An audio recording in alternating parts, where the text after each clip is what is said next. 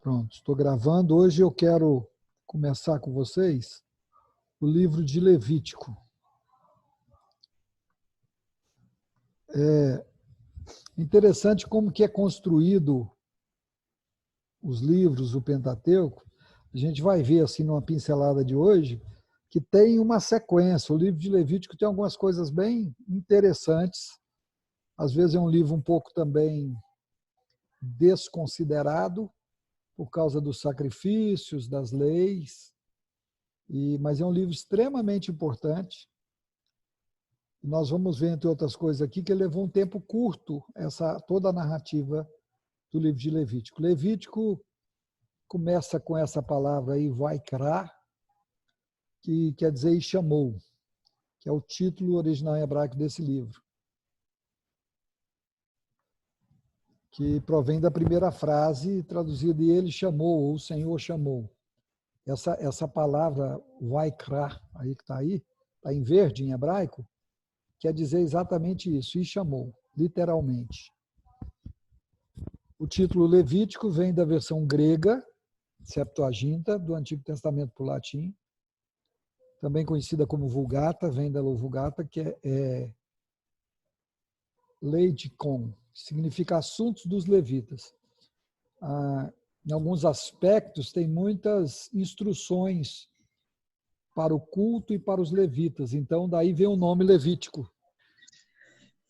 Mas é interessante a gente perceber que Levítico vai apontar para Jesus Cristo como o sacrifício perfeito pelo pecado. Muitos autores fazem um link entre Levítico e Hebreus por causa disso. Faz esse link das leis e dos sacrifícios em Levítico para o que Hebreus vai dizer que o sacrifício de Jesus é maior, é melhor, é perfeito, as ofertas de Jesus é maior, então ele vai fazer essa ponte. O título Levítico sugere o tema do livro, os levitas, os sacerdotes e suas funções no tabernáculo. É interessante que Levítico é um livro de figuras de Deus para os filhos de Israel, com o fim de ajudá-los em seu treinamento religioso. Nós temos que lembrar que esse povo era um povo escravo por mais de 400 anos, Deus os tira do Egito, eles não estão acostumados a cultuar a Deus, não estão acostumados como povo a buscar a Deus, e aí no Êxodo Deus manda construir um tabernáculo, dá todos os detalhes desse tabernáculo para dizer como é que esse povo vai adorá-lo, e agora em Levítico Deus vem tratar principalmente da questão do culto. Como deve ser esse culto, quais são os sacrifícios, quais as ofertas, quais as festas. Então Deus vai ensinar para esse povo como que é isso, e a maioria dessas figuras tem visão também profética, apontando muitas vezes para o sacrifício de Cristo.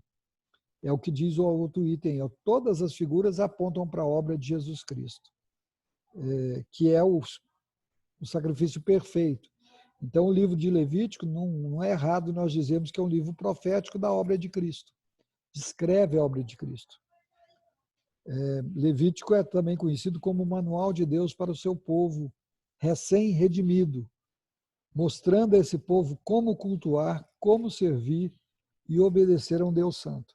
Talvez por isso, por as pessoas não estudarem muito Levítico, não estudarem muito o Antigo Testamento, nós vivemos uns anos para cá, principalmente depois do surgimento do movimento neopentecostal, com o surgimento de algumas igrejas, tipo a Universal e outras, há uma valorização excessiva em rituais do Antigo Testamento, que eles tentam fazer algo semelhante. E nos outros centros evangélicos há quase que um desprezo dessas coisas e uma supervalorização do Novo Testamento. E até onde eu entendo das Escrituras, todos os dois lados estão errados. Não dá para você entender o Novo se você não conhecer o Antigo. Agora, não adianta querer reproduzir os sacrifícios do Antigo, porque Jesus já cumpriu todos esses sacrifícios, e esses sacrifícios apontavam para algo da obra de Cristo.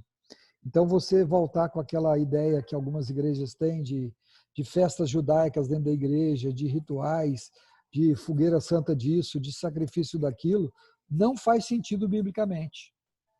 Não faz sentido biblicamente porque o sacrifício que Deus requer de nós hoje é um coração contrito, é obediência.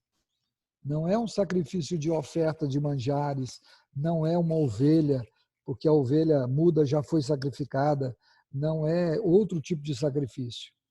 Eu tenho algumas dificuldades com alguns desses sacrifícios e dessas campanhas em função disso. Eu não vejo base bíblica, nem base histórica na igreja evangélica, na igreja cristã, depois do advento de Cristo, para se ter essas coisas, base sólida. Então, tem muito misticismo, que se torna muito perigoso. E esse misticismo e essas coisas surgem da falta de um estudo adequado das Escrituras, de um conhecimento mesmo. O próprio Cristo diz, errais porque não conheceis as Escrituras. E a gente tem visto isso acontecer. Levítico, então, focaliza o culto e o proceder na nação de Deus. O povo vai para o Egito como uma família, se torna uma nação, Deus tira ela do Egito, agora Deus vai mostrar para essa nação como é que ele quer ser adorado, como é que esse povo deve cultuá-lo, e Levítico vai tratar dessas coisas. Se em Êxodo Israel foi redimido e estabelecido como reino de sacerdotes, nação santa, em Levítico vai mostrar como o povo de Deus deve cumprir a sua vocação sacerdotal. É interessante isso aqui, porque se a gente fizer uma ponte lá para a primeira epístola de Pedro, capítulo 2, verso 9, que diz que nós somos nação santa, povo de propriedade exclusiva de Deus, sacerdócio real, nós temos que nos voltar para as Escrituras para entender o que isso dizia e como que era exercido esse sacerdócio, esse culto. Porque nós temos na história da igreja dois princípios de culto. Um princípio ligado muito aos reformados, chamado princípio regulador de culto. Esse princípio diz o seguinte, tudo que está prescrito é que deve ser assim o culto. Só deve ter no culto aquilo que foi prescrito nas Escrituras. E o outro princípio é o princípio regulador e o outro é o princípio normativo. O princípio normativo diz o seguinte, o que a Bíblia não proíbe está liberado. Então, quando se segue o princípio normativo, principalmente as igrejas reformadas, as presbiterianas costumam seguir muito, uma série de coisas não são admitidas no culto porque não está prescrito nas Escrituras. Muitas igrejas seguem o princípio normativo. Se não está proibido, a gente pode fazer. Então, são os dois princípios. A gente vê com qual se identifica a igreja e segue. Na verdade, tem base para as duas ideias. A ideia mais forte, principalmente ligada aos calvinistas, é o princípio normativo. A comunhão com Deus mediante o sacrifício e a obediência, outro ponto crucial de Levítico. Levítico vai nos ensinar, assim como o Novo Testamento vai ratificar, que a comunhão com Deus depende do sacrifício que foi feito, o sacrifício de Cristo, e da obediência. O próprio Jesus diz, sereis meus amigos se fizerdes o que eu vos mando. Então, Levítico é um livro muito rico em ensino para nós hoje, para a igreja de hoje. É interessante isso aqui, não há nenhum movimento geográfico em Levítico. Os filhos de Israel permanecem acampados no pé do Monte Sinai. E é interessante que todo o relato do livro de Levítico leva um mês. Eles ficam um mês ali, enquanto Deus dá todas essas ordenanças. É um prazo muito rápido para 27 capítulos. Mas Levítico é assim. Ao abrir, então, esse livro de Levítico, nós encontramos os filhos de Deus, ainda no Monte Sinai. Se em Gênesis a gente vê o homem perdido, em Êxodo a gente vê o homem redimido, e em Levítico a gente vê o homem prestando culto. Este livro, o livro de Levítico, é oportuno porque insiste em que devemos manter um corpo santo do mesmo modo que a alma. Um dos pontos cruciais do livro de Levítico é a santidade de Deus e a santidade daquilo que se aproxima de Deus. Aí Hebreus vai dizer assim, que é necessário que aquele que se aproxima de Deus creia que ele existe e é galardoador dos que os temem, mas também vai dizer que sem santificação ninguém verá o Senhor. Então Levítico vai nos ensinar que os remidos devem ser santos porque o nosso Redentor é santo. Sede santos porque eu sou santo, diz o Senhor. Alguém leia, por favor, aí esse texto de Levítico 11, 44 e 45.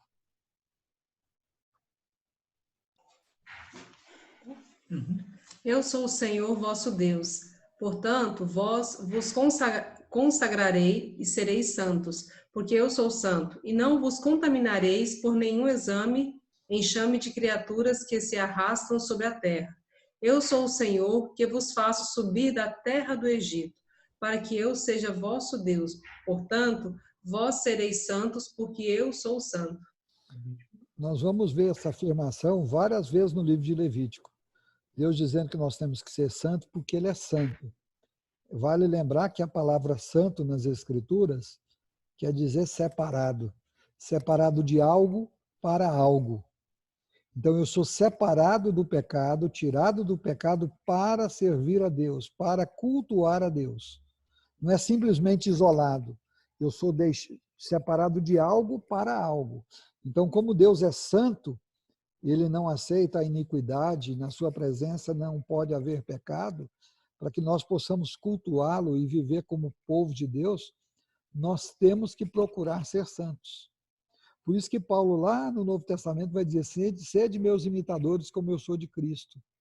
Por isso que vai ter tantas instruções, quando a gente lê, por exemplo, o Sermão do Monte, Mateus 5, 6 e 7, Jesus vai dizendo uma série de instruções, e você lembra que falava lá que você não adulterará? Eu digo que se você olhar com olhar impuro, você já pecou. Diz que você não pode matar, mas se você odiar seu irmão, você já pecou. Parece-me que o critério do Novo Testamento é muito mais rígido para uma vida santa do que o do Antigo. Só que é um critério não externo, muito mais interno. Já não se exige um sacrifício externo que as pessoas vão ver, mas exige um coração contrito, exige uma submissão a Deus, exige uma pureza de princípios e de motivações. Então, me parece que no Novo Testamento, Jesus traz para nós a responsabilidade de, como aquela musiquinha de criança, cuidar do mãozinho onde pega, cuidar do pezinho onde pisa, cuidar do olhinho que olha, boquinho que diz. A ideia do Novo Testamento é que essa santificação ela já não é mais alcançada apenas por um sacrifício. Vou ali, ofereço um cordeiro e aí os meus pecados estão perdoados e pronto. Não. Exige uma vida devotada a Deus e, como diz João na sua primeira epístola, se pecarmos, nós temos o advogado junto ao Pai, que é Jesus Cristo. E se confessarmos a Ele os nossos pecados, Ele nos perdoa e nos purifica. E a ideia de purificação é realmente reconduzir à santidade. É a mesma ideia que tem em Apocalipse, quando fala que temos as vestes lavadas no sangue do Cordeiro, alvejadas no sangue do Cordeiro. Então, o tema principal de Levítico é santidade. Santidade de vida. Isso devia ser um dos temas principais da vida cristã. Viver uma vida santa, ou seja, separada do mundo para Deus. Viver para a glória de Deus. Se a gente quiser resumir a santidade, a gente pode dizer isso. É viver para a glória de Deus. O povo escolhido de Deus deve ter acesso a Ele de maneira santa. Não pode ser de qualquer maneira. O livro de Levítico nos ensina que alguém deve aproximar-se de um Deus santo com base no sacrifício e na mediação sacerdotal. E só pode andar com Deus santo com base na santificação e obediência. Qual é essa mediação? De Cristo. Por isso que o Novo Testamento vai dizer que não, nenhum outro nome importa pelo qual sejamos salvos. Ninguém consegue chegar a Deus se não for por Cristo. E isso vem desde Levítico, está apontando para isso. Levítico, capítulo 19, verso 1 e 2, diz: Disse o Senhor a Moisés, fala a toda a congregação dos filhos de Israel e diz-lhes, Santos sereis, porque eu, o Senhor vosso Deus, sou santo. Ainda em Levítico 20, portanto, santificai-vos e sede santos, pois eu, o Senhor, sou o Senhor vosso Deus. Essa ideia bíblica aí que o livro de Levítico vai trazer muito claro para a gente é que é inconcebível um povo que diz que serve a Deus e não tem uma vida de santidade, não tem uma vida de submissão a Deus. E isso hoje parece que é muito facilmente admitido nas nossas mentes, às vezes dentro da igreja. A pessoa está dentro da igreja, mas vive uma vida mundana. É muito comum, em algumas cidades e alguns locais, os jovens saem do culto de jovens e fazem fila na porta do motel com as suas namoradas. Conheço N casos assim. As pessoas vão, frequentam a igreja, participam dos cultos, mas nos seus negócios não são corretos. Trapaceiam, enganam, defraudam, às vezes são maus pagadores, ou a pessoa está muito bem dentro da igreja, é um pastor, é um presbítero, chega em casa, espanca a esposa, faz uma série de questões que não tem nada a ver com o procedimento cristão. E o livro de Levítico condena todas essas coisas. E é importante ser logo do Levítico, que é o terceiro livro da Bíblia, para a gente ver que isso não é um padrão lá apenas do Novo, de toda a história bíblica. Nosso Deus, ele é santo e ele exige santidade.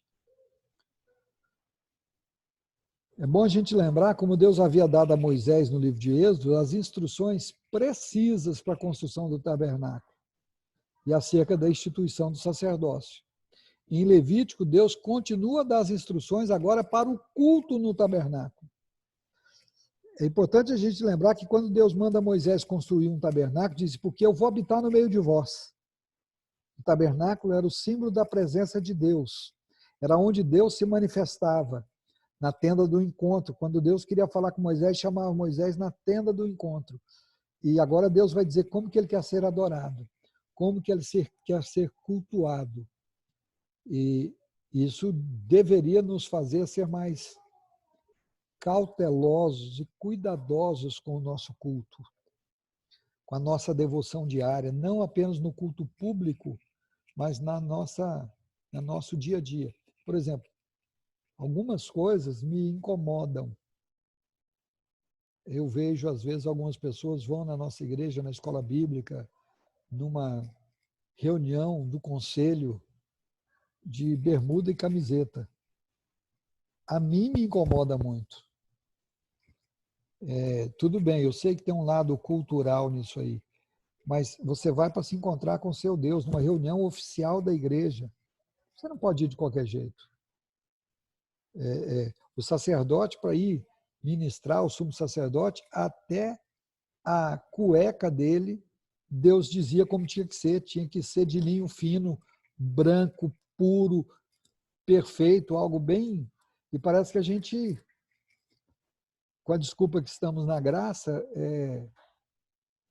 não vigiamos muito essas coisas. Às vezes alguém vai dirigir a parte de música, uma moça, uma mulher, com uma roupa extremamente indecente.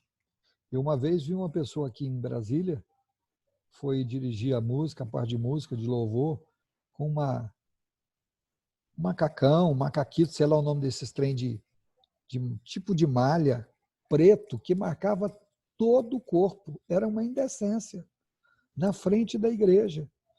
Quer dizer, isso não é assim o culto a Deus. Nós temos que tomar cuidado com isso, aprender com as Escrituras e nos procurarmos lembrar que o nosso Deus é um Deus santo e exige de nós uma santidade, exige de nós uma maneira diferente.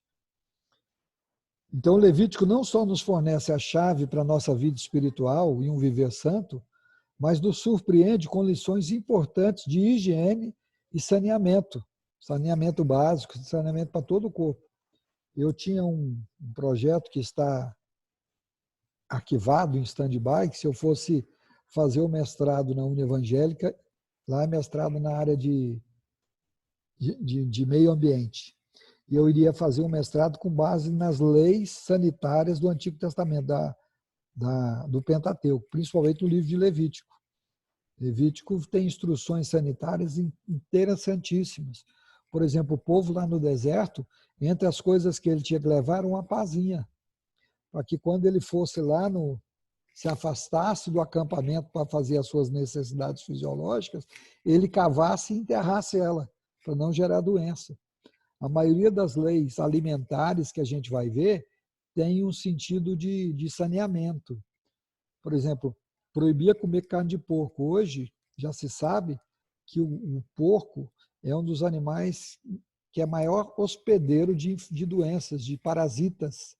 Você imagina esse povo no meio do deserto, sem medicamento, sem o conhecimento que a gente tem, se alimentando de qualquer maneira e adoecendo. Por exemplo, hoje se vê muitos casos de pessoas que ficam extremamente doentes porque comem o tatu do campo, que também era proibido nas escrituras, porque é um hospedeiro de vários parasitas. Então tem muitas leis sanitárias muito interessantes, nós vamos verificar isso no livro de Levítico. Uma coisa que precisa ficar clara, Levítico é um livro divino, faz parte das escrituras, é um livro inspirado. O versículo inicial dá a chave de todo o livro, quando diz, chamou o Senhor a Moisés, e da tenda da congregação ele diz, Deus chama Moisés para a tenda do encontro, da tenda da congregação, que era onde Deus se manifestaria.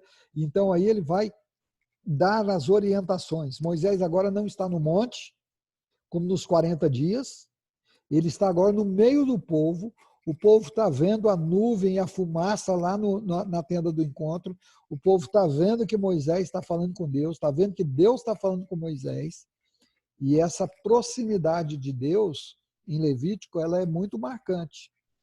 Levítico é Deus falando-nos por meio do tabernáculo e do seu significado, porque Deus escolheu que fosse assim. Levítico é também um livro extremamente pessoal. Olha o verso 2. Fala aos filhos de Israel e diz, quando algum de vós trouxer uma oferta ao Senhor, trazei a vossa oferta de gado, de rebanho ou de gado miúdo. Ou seja, temos que observar que Deus espera que cada pessoa traga a sua própria oferta. Outro texto da Bíblia diz assim, filho meu, dá-me o teu coração. Deus espera que cada um de nós, individualmente, nos entreguemos a Ele a cada dia e vivemos uma vida digna, uma vida de santidade, uma vida de piedade, uma vida de obediência, de amor a Ele, a sua palavra e a sua obra, e que cada um de nós é responsável por cultuar a Deus da maneira digna. As pessoas hoje ainda têm muito aquela ideia assim, faz tu, pastor, que é pago para isso. Tem a ideia que não, o pastor tem que ter uma vida mais santa do que os demais. E o que tem? Eu não sou nada, eu não sou presbítero, eu não sou pastor, eu não sou diácono, está tudo tranquilo. Não, Levítico vai nos mostrar, em todas as escrituras, que essa vida de separação, de santidade, é para todo cristão, para todo redimido, para todo povo de Deus. E embora o livro aborde as responsabilidades dos levitas, que é muito mais significativo, é que todos os sacerdotes são instruídos sobre como deve ajudar o povo quanto ao culto. E o povo, por sua vez, é instruído sobre como viver uma vida santa. Quando a gente pensa lá em 1 de Pedro, e pensa também num dos temas da reforma, que era o sacerdócio universal de todos os crentes, todos nós temos que estar instruídos e ajudar as pessoas a cultuar a Deus adequadamente. E é interessante como que o exemplo fala. Vou dar com a redundância, tudo um exemplo para vocês. Hoje eu fiz um chá aqui embaixo, a casa da minha mãe tem 2 andares, 2 pavimentos. Fiz um chazinho, isso era 6 horas da manhã, e fui levar para a Raquel na cama. Aí eu subindo a escada, eu lembrei com quem que eu aprendi isso, sem nunca ter me falado nada, com meu pai, que todo dia levava o café da manhã para minha mãe. O exemplo fala muito alto. E nós precisamos ter uma vida de culto que agrade a Deus para que as pessoas vejam como é. As pessoas hoje estão perdidas. Elas acham que cultuar a Deus é fazer da igreja uma boate, é fazer uma festa, tantas outras coisas que a Bíblia não aprova, por causa dos exemplos. As pessoas olham, principalmente o jovem, que o jovem não tem muito filtro. Aí ele olha determinada igreja, está lotado, está tudo escuro, parecendo uma boate, e canta muito e pula, e ele acha aquilo muito legal. Porque lá no mundo ele fazia isso. Então ele falava que bacana, Deus é um cara bacana, eu posso fazer as mesmas coisas com uma música diferente e Deus vai se agradar disso. Será? O livro de Levítico para nos mostrar que muitas dessas coisas Deus não aprova. E ele espera que a gente viva uma vida santa. Além de registrar detalhadas prescrições, o livro apresenta crônicas de diversos fatos históricos. Então, tem uma narrativa histórica. A gente vai ver isso do capítulo 8 ao 10, no capítulo 24. Há também história relatada no livro de Levítico. E é bom que tenha, porque senão seria um livro muito pesado, só de legislação. Embora o livro contenha grande parte da lei, ele é apresentado em formato histórico, como eu falei. Imediatamente após a morte, após Moisés ter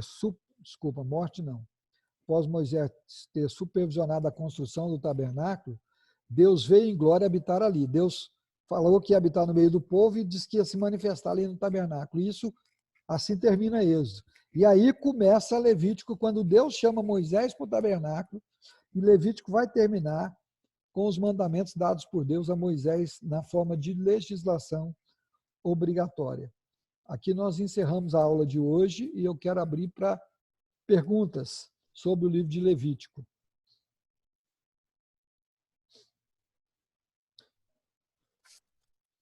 Pastor, eu gostaria, não sei se é do livro de Levítico, mas só que o senhor repetisse qual que são os dois princípios. Um é o normativo e o outro é o quê? Não é do livro de Levítico, mas há dois princípios de culto. É o princípio regulador de culto. É um princípio, esse princípio foi escrito, vamos dizer assim, lá na Assembleia de Westminster, 1600 e pouco. O princípio regulador de culto especifica que no culto só deve ter elementos de culto que estão prescritos nas Escrituras. Então, é oração, é leitura bíblica, é palavra, é cântico, é o que está escrito nas Escrituras. E o outro é o princípio normativo. O normativo diz o seguinte: tudo aquilo que a Escritura não proíbe pode ser utilizado no culto. Então, são esses dois princípios que mesmo quem não conhece os princípios acaba seguindo um ou outro. Então, entendi. E a gente consegue encontrar ele para fazer uma leitura? consegue.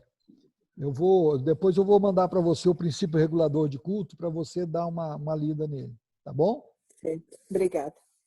De nada. Beni, você está muito caladinha.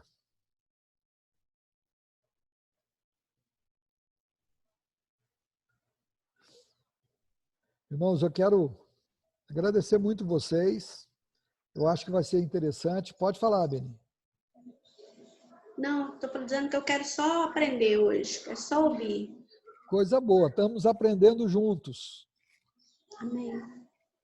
O livro de Levítico é um livro muito rico. Uma das ideias que eu tenho de fazer essa visão panorâmica é exatamente tentar estimulá-los a ler esses livros que às vezes não são tão lidos.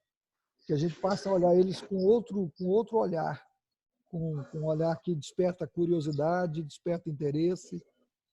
E é muito interessante o livro de Levíticos. Nós vamos ver na semana que vem os sacrifícios, são 5 tipos de sacrifício, tem as festas, vai ter muita coisa interessante para a gente ver, porque cada sacrifício tinha uma maneira de ser feito e um motivo porque era feito daquele jeito.